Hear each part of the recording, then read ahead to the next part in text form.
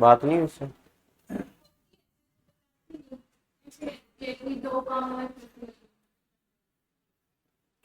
चलो कल अपन ने क्या डिस्कस करना था। हाँ, कल अपन डिस्कस कर रहे थे आर्टिकल के बारे में डिस्कस किया था।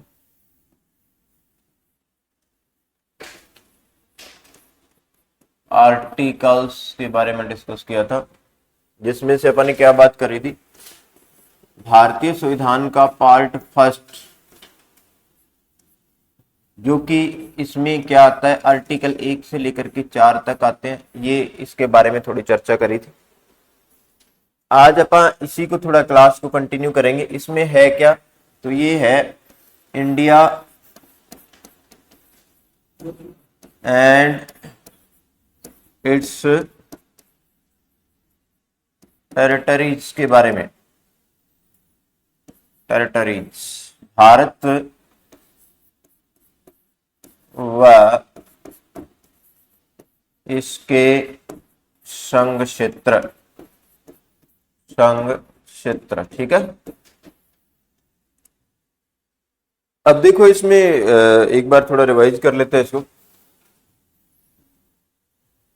आर्टिकल नंबर 1 में क्या आएगा, तो आप करोगे आर्टिकल नंबर 1 में लिखा गया है India that's Bharat, that's Bharat. अब यहां पर एक क्वेश्चन तो हमारा ये क्लियर हो गया कि जो भारत है उसका नाम संविधान में 2 ही नाम दिए गए, एक तो इंडिया और भारत, 2 ही नाम दिए गए, इंडिया जो कि भारत है। फिर 2 नंबर आर्टिकल जो करोगे उसमें एडमिट एंड इस्टेब्लिशमेंट से जुड़ा हुआ है। आर्टिकल नंबर 2 और आर्टिकल नंबर 3 में थोड़ा सा देखना एक बार। Article number 3 formation of state है। Article number 3 formation of state है, फॉर्मेशन ऑफ स्टेट। और आर्टिकल नंबर 2 है एडमिट एंड इस्टेब्लिशमेंट,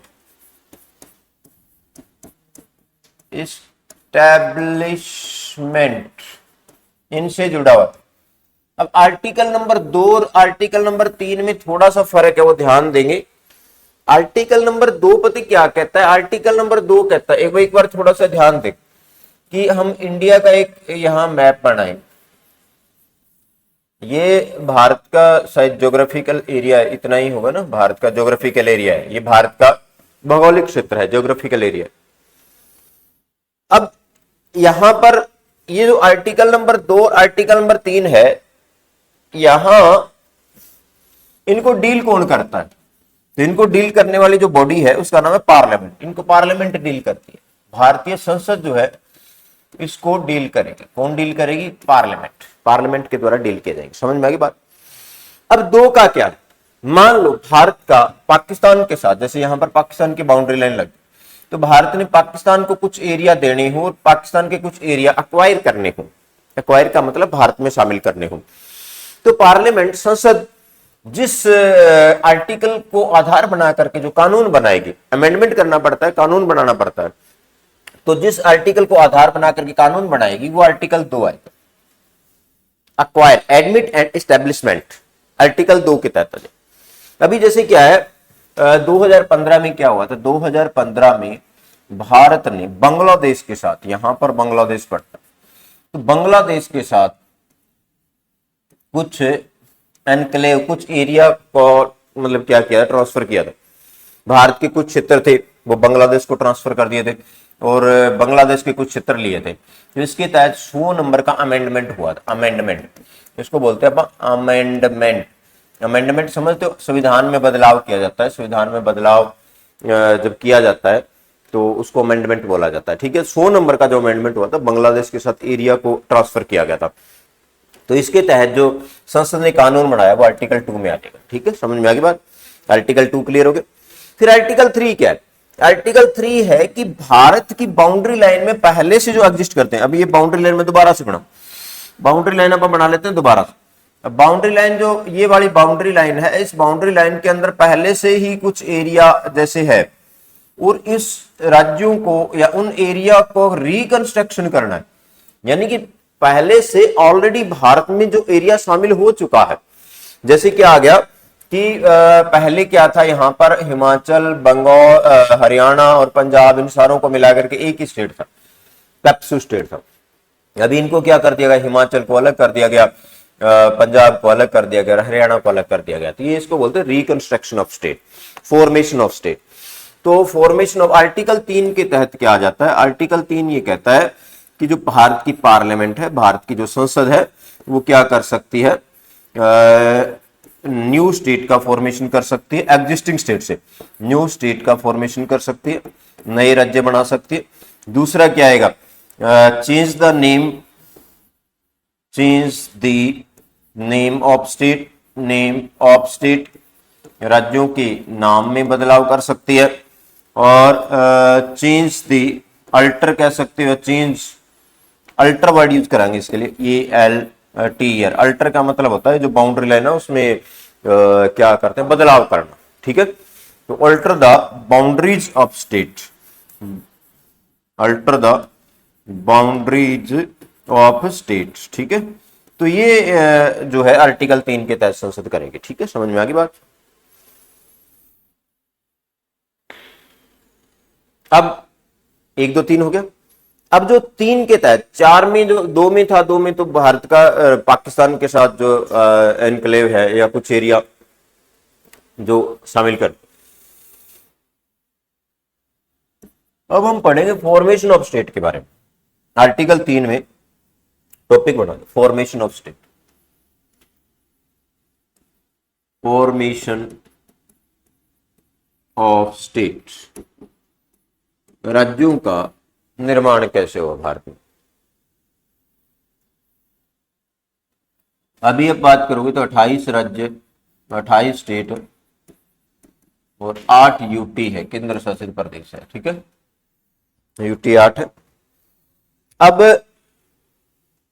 अगर हम बात करें कि एक तो 15 अगस्त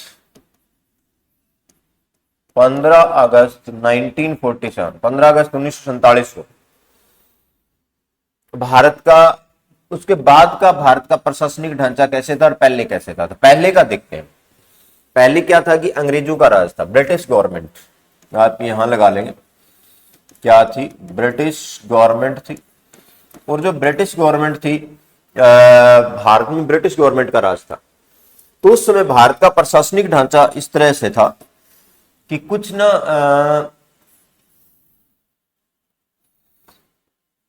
स्टेट थे जो ब्रिटिश गवर्नमेंट के डायरेक्ट अंडर थे। पहले तो देखोगे कि यहां पर होता क्या था, ब्रिटिश गवर्नमेंट का राज कैसे था। तो ब्रिटिश गवर्नमेंट के राज में भारत में जो सबसे बड़ा अधिकारी होता था अंग्रेजों का, उसको बोलते थे हम गवर्नर जनरल, गवर्नर जनरल बोला जाता। सबसे बड़े अधिकारी को गवर्नर जनरल बोला जाता। अब आ गया, ये पूरे भारत में एक ही होता था। फिर आएगा गवर्नर जनरल, पूरे भारत को, मतलब भारत का जो एरिया था उसको क्या करता था, प्रशासन चलाता था। अब दूसरी बात करेंगे कि भारत में कुछ ब्रिटिश राज्य थे, यानी कि ब्रिटिश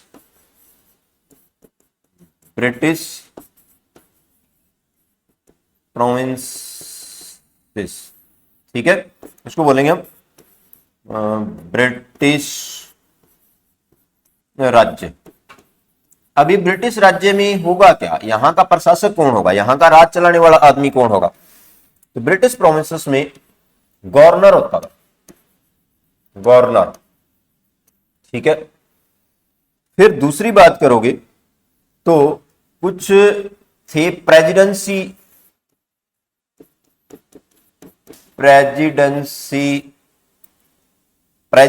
बोलेंगे अपन, प्रेसिडेंसी सिटीज कह सकते हैं, इसको प्रेसिडेंसी नगर बोलते हैं। प्रेसिडेंसी जो सिटी है वो डायरेक्ट क्या थे, ये यूटी जैसे होते थे, डायरेक्ट गवर्नर जनरल के अंडर में होते थे। जैसे अब यूटी है ना, तो यूटी से सीधा केंद्र सरकार के नियंत्रण में है। तो आप यूं कह सकते हो गवर्नर जनरल होता था वो केंद्र सरकार होगी, जैसे हमारी केंद्र सरकार है। और जो गवर्नर हो गया वो जैसे हमारे सीएम वगैरह होता है राज्य में, वैसे हो गया। ये राज्य ऐसे थे जो डायरेक्ट अंग्रेजों के नियंत्रण में थे, अंग्रेजों के नियंत्रण में राज्य थे। प्रेसिडेंसी नगर जो थे, इसको बोलते हैं अपन हिंदी में प्रेसिडेंसी नगर, प्रेसिडेंसी नगर। प्रेसिडेंसी जो नगर है, प्रेसिडेंसी नगर का इश्यू ये था कि ये डायरेक्ट केंद्र सरकार के नियंत्रण में होता था। इसके अलावा अंग्रेजों ने क्या किया, कुछ प्रिंसली स्टेट भी बना देते। प्रिंसली स्टेट, प्रिंसली स्टेट का मतलब होता है रियासतें, रियासतें। अब अंग्रेजों ने क्या कहा, जो राजा थे ना, जैसे जींद की रियासत होगी, पटियाला की रियासत होगी, राजस्थान में भी बहुत सी रियासतें थी जहां राजा राज करते थे। जहां राजा राज करते थे, राजाओं को अंग्रेजों ने क्या किया, अभी तुम हमारे साथ मिल जाओ, राजा तुम रह जाना, हमें क्या दिक्कत है, फिर क्या हमें क्या फायदा हो, अंग्रेजों को क्या फायदा हो। तो अंग्रेजों ने कहा भी आप जो टैक्स होता है, जैसे हमने टैक्स कलेक्ट करना है, राज आप चलाते रहो, राजा आप रहो, हमें कोई दिक्कत नहीं, टैक्स कलेक्ट करके आप दे दो हमें, बस सिंपल सी बात है। तो महाराजा पटियाला ने समझौता कर लिया, जींद की रियासत थी उन्होंने समझौता कर लिया, और राजस्थान की बहुत सी रियासतें थी उन्होंने समझौता कर लिया। उनको बोलते प्रिंसली स्टेट। समझ में आ गई बात, रियासतें। ये तो ये अंग्रेजों के नियंत्रण में, ये अंग्रेजों के नियंत्रण में थे, लेकिन वहां पर राजा लोकल ही रख दिया उन्होंने। तो भारत का आजादी से पहले जो प्रशासनिक ढांचा था वो इस प्रकार का था कि कुछ ब्रिटिश प्रांत थे, कुछ प्रेसिडेंसी नगर थे, और कुछ रियासतें थी। ठीक है, समझ में आ गई बात। अब जब भारत आजाद हुआ तो आजादी वाला एक्ट 15 अगस्त 1947 का एक्ट लागू किया गया। तो 15 अगस्त 1947 का जो एक्ट था, उस एक्ट में क्या था, तो उस एक्ट में यह कहा गया कि 2 डोमिनियन स्टेट बना दिए गए, 2 डोमिनियन स्टेट बना दिए गए, डोमिनियन स्टेट। ठीक है, कौन कौन से, एक तो बना दिया गया पाकिस्तान, स्टेट ऑफ पाकिस्तान, और एक क्या बना दिया गया, भारत। हिंदुस्तान और पाकिस्तान बना दिया। 15 अगस्त 1947 को जो माउंटबेटन प्लान आया था, और 15 अगस्त 1947 को जो एक्ट लागू किया, एक्ट था ये 15 अगस्त 1947 का। 15 अगस्त 1900 इसको बोलते हैं इंडियन क्या हो रहा है, फ्रीडम एक्ट, है ना, भारतीय स्वतंत्रता अधिनियम बोलते हैं, भारतीय स्वतंत्रता अधिनियम बोला जाता है। इस एक्ट के तहत 2 राज्य बना दिए गए, भारत को तोड़ करके, एक पाकिस्तान बना दिया और एक क्या बना दिया, भारत बना दिया। अब कुछ जो एरिया थे वो पाकिस्तान में चले गए, कुछ एरिया भारत में आ गए। प्रेसिडेंसी नगर का भी ऐसे हुआ। लेकिन जो प्रिंसली स्टेट थी ना, प्रिंसली स्टेट की उस समय काउंटिंग थी 552, पूरे भारत में 552 प्रिंसली स्टेट थी। प्रिंसली स्टेट की को कहा गया, इनके पास ऑप्शन दे दिए, 3 ऑप्शन दे दिए इनको, भाई तुम चाहो तो भारत में मिल जाओ, तुम चाहो तो पाकिस्तान में मिल जाओ। राजाओं को कहा गया भाई जी करता है तो पाकिस्तान में मिल जाओ, और जी करता है तो भारत में मिल जाओ, और अगर जी करता है तो आप फ्री भी रह सकते हो, आप अपना क्या अलग राज्य रख सकते हो। ये इंडियन फ्रीडम एक्ट 1947 में था। 15 अगस्त 1947 का जो भारत सरकार अधिनियम पारित किया गया, भारतीय स्वतंत्रता अधिनियम पारित किया गया, उसमें ये ऑप्शन दे दिया। अब 552 रियासतें थी, उनमें से अब देखो बात सुनो, 552 रियासतों में से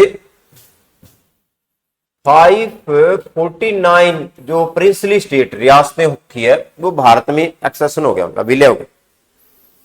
उन्होंने कहा भी हम भारत में मिलना चाहते हैं। उस समय सरदार वल्लभ भाई पटेल को लौह पुरुष इसलिए कहा जाता है। सरदार वल्लभ भाई पटेल ने भारत के पहले क्या बोलते हैं, गृह मंत्री थे, और सरदार वल्लभ भाई पटेल भारत के पहले उप प्रधानमंत्री थे। तो सरदार वल्लभ भाई पटेल ने बहुत चतुराई से या बहुत समझदारी से इनको मिला लिया, इनसे बात करके मिला लिया। अभी तुम अलग रहोगे तो क्या फायदा होगा, जो भी है। 3 रियासतें इसमें रह गई। अब आगे बात करें, एक रियासत आएगी जूनागढ़ की,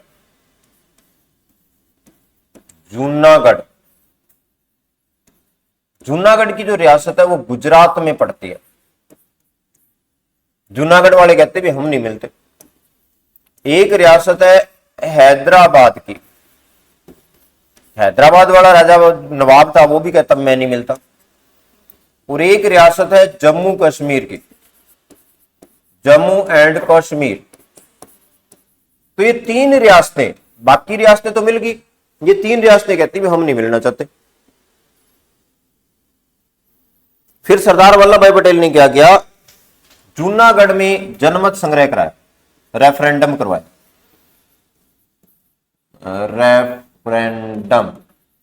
रेफरेंडम बोलते हैं इसको, जनमत संग्रह, जनमत संग्रह। अब जनमत संग्रह का मतलब पता है क्या होता है? जनमत संग्रह का मतलब है लोगों से पूछा गया, लोगों से वोटिंग करवाई गई, भाई आप भारत में मिलना चाहते हो, पाकिस्तान में मिलना चाहते हो, आजाद रहना चाहते हो। जब लोगों से जब वोटिंग करवाई जाती है ना किसी मुद्दे को लेकर के, जब मुद्दा सुलटता नहीं है तो उसको, उसमें रेफरेंडम और वोटिंग में फर्क होता है। चुनाव वाली वोटिंग अलग होती है, चुनाव वाली वोटिंग रेफरेंडम नहीं होते। जब किसी विषय को लेकर के, मान लो आप कोई डिसीजन लेना हो, और डिसीजन लेने के लिए मैं क्या करूं, आपसे पूछूं, आपसे आपकी राय लूं, जब लोगों की राय ली जाती है तो उसको रेफरेंडम बोल देते हैं। तो क्या किया, रेफरेंडम से लोगों ने कह दिया और जूनागढ़ को मिला लिया। हैदराबाद में क्या था, हैदराबाद को पुलिस एक्शन के द्वारा मिलाया, पुलिस एक्शन से मिलाया गया। पुलिस एक्शन मतलब जाके फौज खड़ी कर दी, और नवाब था हैदराबाद का, जिसको कहा भी जा तो आप भारत में मिल जाओ, नहीं तो फिर अटैक कर दिया जाएगा, तो पुलिस एक्शन से मिला लिया। जम्मू कश्मीर में क्या था, जम्मू कश्मीर का राजा था हरि सिंह। हरि सिंह राजा ने क्या किया, 1948 के लगभग जब भारत आजाद हुआ तो जम्मू कश्मीर पर पाकिस्तान की जो कबीलाई लोग थे, पाकिस्तान के या पाकिस्तान की फौज ने, यूं कह सकते हो कि पाकिस्तान की फौज ने जम्मू कश्मीर पर अटैक करे। हरि सिंह के पास इतनी क्या नहीं थी, सेना नहीं थी, तो हरि सिंह जवाहरलाल नेहरू के पास आ गया, सरदार वल्लभ भाई पटेल के पास आ गया, भाई यार हमारी हेल्प करो आप। तो जवाहरलाल नेहरू और सरदार वल्लभ भाई पटेल ने कहा भी आप की हेल्प हम नहीं कर सकते, ये यूएनओ में हमारा एग्रीमेंट हुआ है भी हम पाकिस्तान के विरुद्ध नहीं जा सकते या पाकिस्तान में लड़ाई नहीं लड़ सकते। हाँ, अगर जम्मू कश्मीर को आप भारत में मिला लो तो आपकी हेल्प कर सकते हैं। तो हरि सिंह ने क्या किया, भारत का जो विलय पत्र होता है ना, विलय पत्र इस पे साइन कर दिया।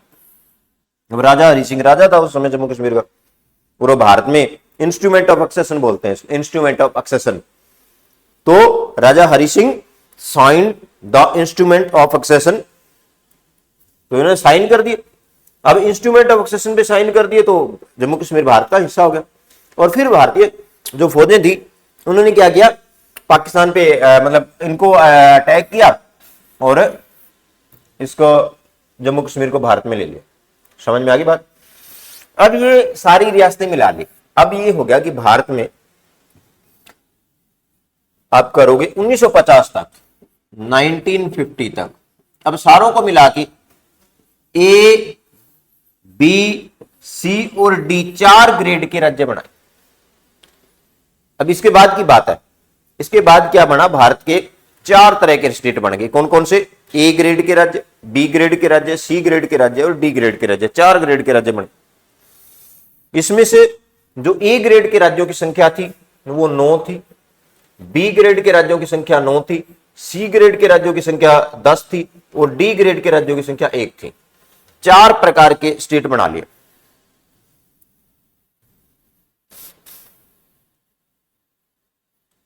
डी ग्रेड का एक ही राज्य था, अंडमान निकोबार जो आइसलैंड है। डी ग्रेड में एक ही स्टेट आता था, अंडमान निकोबार आइसलैंड। ठीक है, समझ में आ गई बात? अब क्या हुआ, इसके बाद ये बात आई भाई जो स्टेट है ना इनका रीऑर्गेनाइजेशन किया जाए। स्टेट का क्या किया जाए? रीऑर्गेनाइजेशन किया जाए। रीऑर्गेनाइजेशन का मतलब क्या हो गया, अभी राज्यों का पुनर्गठन किया जाए। और ये जो डिमांड, इसकी मांग लगातार बढ़ती गई। और स्पेशली साउथ के स्टेट में, क्योंकि साउथ में ना कई कई भाषाओं से जुड़े हुए, जैसे तमिलनाडु है वो एक ही राज्य था, आंध्र प्रदेश, तमिलनाडु, तेलंगाना, ये आपको पता है एक ही स्टेट था, बहुत बड़ा स्टेट था। तो रीऑर्गेनाइजेशन की मांग बढ़ी। रीऑर्गेनाइजेशन की मांग को लेकर के भी स्टेट रीऑर्गेनाइजेशन कमीशन बनाया गया। यह होगी स्टेट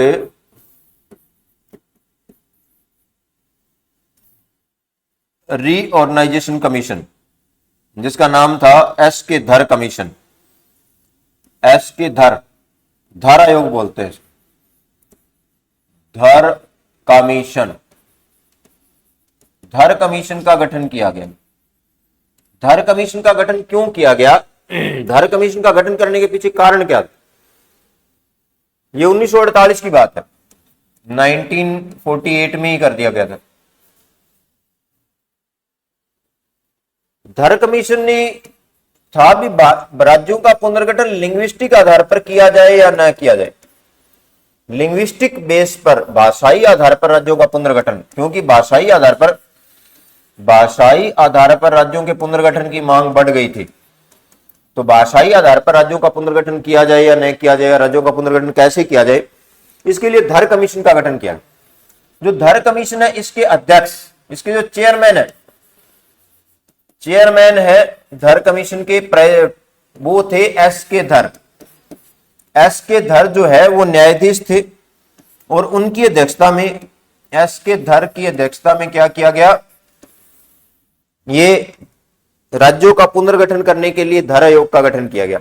राज्य पुनर्गठन करने के लिए, राज्यों का रिकंस्ट्रक्शन, रीऑर्गेनाइजेशन करने के लिए पहला कमीशन बना था धर कमीशन।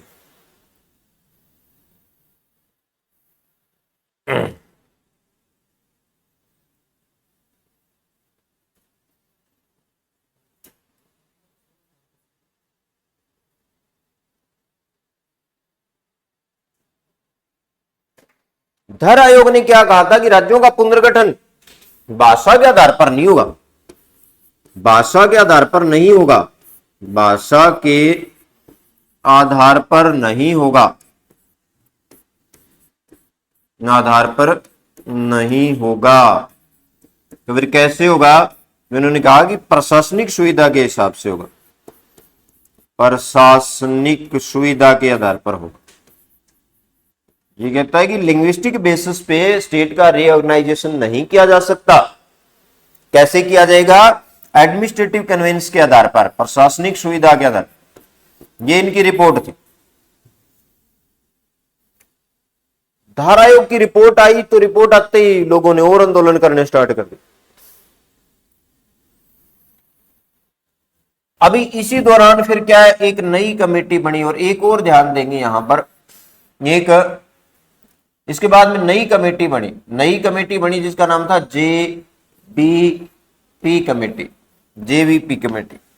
वल्लभ भाई पटेल। हाँ, जेबीपी कमेटी बनी, ये कांग्रेस ने बनाई थी। जेबीपी कमीशन, कमेटी बोलेंगे, कमेटी हो। जेबीपी कमेटी में 3 लोग थे। जे से जवाहरलाल नेहरू, बी से वल्लभ भाई पटेल,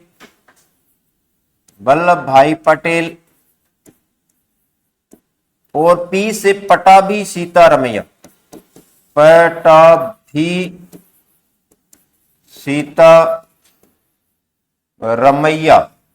ये 3 लोग थे। और इनके पहले नाम से क्या है, पहले नाम से ये जेबीपी कमेटी कहलाई। तो इन्होंने कह दिया भी भाषा के आधार पर किया जा सकता है राज्यों का पुनर्गठन, लेकिन एक भाषा और एक राज्य को इन्होंने सहमति नहीं दी। भी ऐसे नहीं होगा कि एक राज्य के अंदर एक ही भाषा होगी, तो ऐसे टुकड़े हो जाएंगे। ठीक है, समझ में आ गई बात। फिर ये देख लो, धर आयोग किससे जुड़ा हुआ है, तो राज्य पुनर्गठन से जुड़ा हुआ है। जेबीपी कमेटी किससे जुड़ी हुई, तो राज्य पुनर्गठन से जुड़ी हुई है। फिर इसके बाद नई आ गई, यहां पर एक और कहानी आती है, एक आंध्र प्रदेश का एक पर्सन था, तमिलनाडु जो स्टेट है, तमिलनाडु स्टेट में तेलुगु भाषा को लेकर के, तेलुगु भाषा को लेकर के, तेलुगु लैंग्वेज को लेकर के अलग राज्य बनाने की मांग उठी। और इसमें यहां पर एक आदमी था जिसका नाम था पोट्टी श्री रामालू, पोट्टी श्री रामालू। ये जो पोट्टी श्री रामालू है, ये क्या हो गया, ये इसने आमरण अनशन रख लिया था और ये 56 दिन के तक उसने कुछ नहीं खाया, तो खाएगा नहीं तो मर गए, मर गया तो आंदोलन और तेज हो गया। तो फिर भाषा के आधार पर पहला राज्य बना आंध्र प्रदेश। हाँ, आंध्र प्रदेश भाषा के आधार पर पहला राज्य बना था 1953 में। ठीक है, अब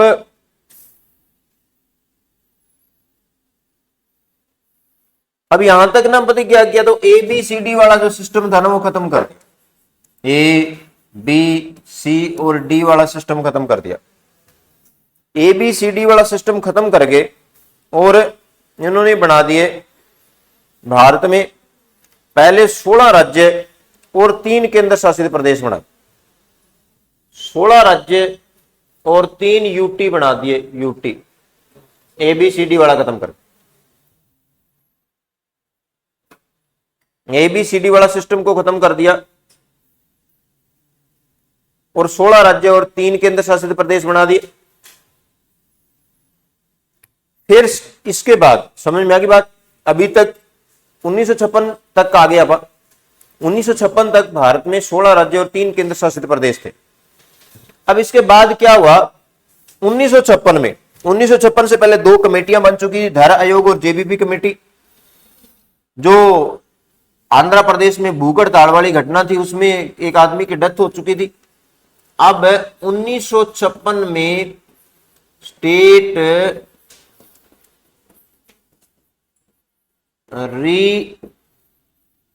रीऑर्गेनाइजेशन कमीशन बनाया, स्टेट रीऑर्गेनाइजेशन कमीशन, इसको बोलते हैं राज्य पुनर्गठन आयोग। राज्य पुनर्गठन आयोग बनाया गया, राज्य पुनर्गठन आयोग 1956 में बना। अब इसमें देखो, इसमें 3 आदमी थे, ये नोट करो। एक तो था इसमें के एम पाणिकर, एक था हरद्यनाथ पुंजरू,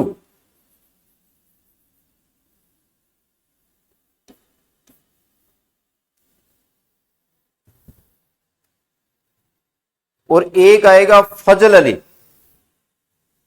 फजल अली, फजल अली। इसको फजल अली कमीशन भी बोलते हैं। इसका जो अध्यक्ष था वो फजल अली था, ये नोट कर लेना। स्टेट रीऑर्गेनाइजेशन कमीशन के कितने मेंबर थे और स्टेट रीऑर्गेनाइजेशन कमीशन का अध्यक्ष कौन था, इसको फजल अली कमीशन भी बोलते हैं, फजल अली कमीशन भी बोला जाता है। ठीक है, फजल अली कमीशन ने सारी जो स्थितियां थी उसको आधार पर ये कहा भाई राज्यों का पुनर्गठन भाषा के आधार पर हो सकता है, ठीक है, लेकिन इन्होंने उस बात को स्वीकार नहीं किया भाई एक स्टेट में एक ही लैंग्वेज बोली जाएगी। भी प्रशासनिक सुविधा 4 आधार बताए थे इन्होंने राज्य को पुनर्गठन करने के लिए, 4 बेसिस पे राज्यों का पुनर्गठन किया जाएगा। और उसके बाद में 1956 के बाद स्टेट का रिकंस्ट्रक्शन किया गया, 14 स्टेट मिले हमें, 14 स्टेट और 6 यूटी बन गए थे। स्टार्टिंग में तो वो बताया आपको ब्रिटिश स्टेट थे, फिर 29 थे ना, 10 ए ग्रेड के, फिर 10 बी ग्रेड के, और हाँ हाँ, आजाद होने के बाद की बात बता रहा हूं, A B C D grade बना दिए। नौ और नौ नहीं, नौ और नौ 18, 18 और 10 28, 28 और 1 29, मतलब ए ग्रेड के जो स्टेट थे वो 9 थे, बी ग्रेड के स्टेट थे वो भी 9 थे, सी ग्रेड के 10 थे, और डी ग्रेड का एक ही अंडमान निकोबार। फिर बाद में 16 3 बना दिए, बाद में 16 राज्य और 3 यूटी बना दिए। अब इसके बाद में स्टेट रीऑर्गेनाइजेशन कमीशन की सिफारिश के आधार पर 14 स्टेट और 6 यूटी बना। ठीक है, इसके बाद में 15, 16, 28 तक राज्य पर बनाएंगे, कल की क्लास में डिस्कस करेंगे इसको ना।